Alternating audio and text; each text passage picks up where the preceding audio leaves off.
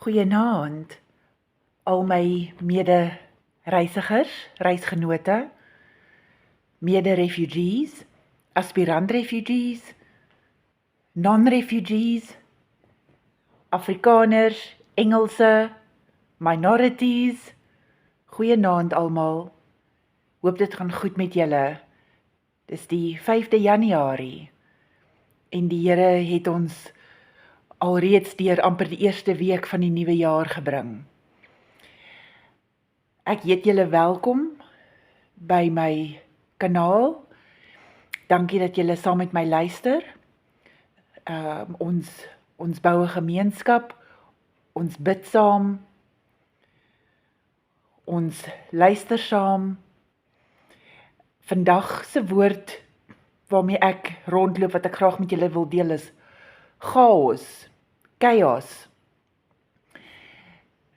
Natuurlik, die afgelope naweek se gebeure met die inval in Venezuela en die gevangeneming van die president daar Maduro, en die hele wêreld se ontstokenheid daaroor, het my weer eens laat dink aan my uitsending van die 22ste Desember, waarin ek gepraat het oor Cyrus, God's chaos candidate, spesifiek met die oog op Donald Trump as God's chaos candidate. Hy is 'n disruptor en hy sal beskryf as 'n wrecking ball. En so het ek nou weer die naweek gekyk, toe hy onseremonieel sy magte instruksies gegee het om Venezuela binne te val en die president gevange te neem, nie teenstaande wat die hele wêreld se mening daaroor is. Wat reg is reg. As dit 'n narco-terrorist is en as hy nie die legitimate president van die land is nie, dan gaan hy hom verwyder en hy gaan 'n legitimate president insit. Dieselfde gaan geld vir Cuba, dieselfde gaan geld vir Iran en vir Kolombia, en die Russe en die Chinese moet maar ook oor hulle skouers kyk.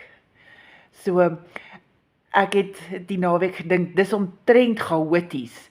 Die hele wêreld staan op sy kop en dit voel of die sluise oopgegaan het. En ons kan skaars tred hou. Elke uur is daar 'n verwikkeling, 'n nuwe nuus gebeure.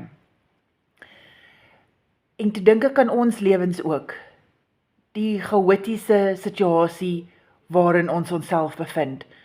Ons is deel van 'n refugee program that they making up as they go along, en wat baie keer vir ons voel of ons nie kop of stert kan uitmaak nie. Ons weet nie wat die proses behels nie, ons weet nie wat die prosedure en die sisteme is nie.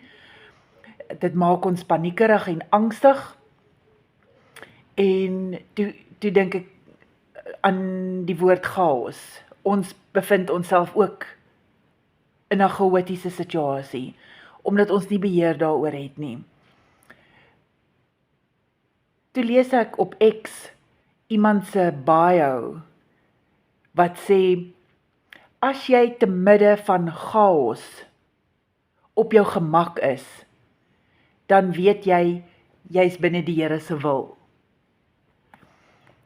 En dit het my laat dink, dis waaroor ons die hele tyd praat. Ons moet die Here se tydsberekening vertrou. Ons moet vertrou dat hy die hele proses in sy hande het, die beplanning daarvan. Elke een van ons se spesifieke case, spesifieke scenario, spesifieke saak, en die status van ons sake, is alles in die Here se hand. Niemand van ons kan dit voorspel nie, niemand van ons kan dit beheer nie. Ons weet dat daar magte buite ons beheer dit bestuur, en dit is USCIS, en dit is Church World Services en Refugee Support Support Center, maar dis ver buite ons beheer. So ek wil elkeen van ons tog aanmoedig om gemaklik te raak te midde van die chaos. En dit kan net gebeur wanneer ons ten volle oorgee aan die wil van die Here. Vertrou blindelings dat hy alles in hande het. Ek weet dit is baie makliker gesê as gedaan, want ons almal is bekommerd oor die tydsberekening, want daar's baie dinge wat van die tydsberekening afhang. Huise verkoop, huure opgee, karre verkoop, skole aansoek doen, inskrywings, pensioenfondse likwideer, werke opgee. Daar is so baie domino's wat moet val en dit voel so oorweldigend. Ek wil tog almal van julle bemoedig om net bietjie uit te zoom. As ons te ver inzoom, dan kan 'n mens voel of jy in 'n whirlpool, 'n maalkolk betrokke raak en jy spin buite beheer.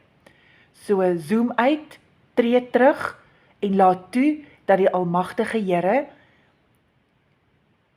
alles uitwerk. Ja, ons staan nie net by en laat God se water oor God se akker loop nie. Daar is sekere dinge wat ons moet doen, daar's oproepe wat ons moet maak, daar's briewe wat ons moet skryf, daar's e-mails wat ons moet stuur, daar is besluite wat ons moet neem. Dit is wat ons kan doen binne ons mag. Maar hoe dit uitwerk, waar die domino's val, hoe die wind waai, dit is alles in die Here se hande. So ons moet mooi leer waar die balans is. Waar hou ons verantwoordelikhede en ons take op en waar begin die Here se almag. Dat ons nie overstep nie, want dit is wanneer ons paniekerig raak. Soos Petrus toe hy op die water wou loop.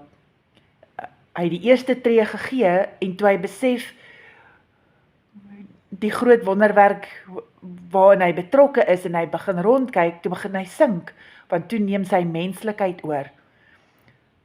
Kom ons vertrou blindelings op Jesus en ons hou ons oë gefestig op hom, want ons moet nou op die water loop. Dis nou tyd om nie rond te kyk en te wik en te weeg nie. Kyk vorentoe, kyk boontoe, hou julle oë gefestig op Jesus. Hy is ons leidsman, hy is ons redder, hy is ons vertrooster en hy gaan ons uitlei. Rustige aand vir almal. Hou julle oë op Jesus en moenie sink nie.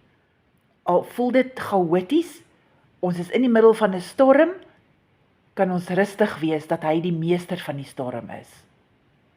Mooi aand.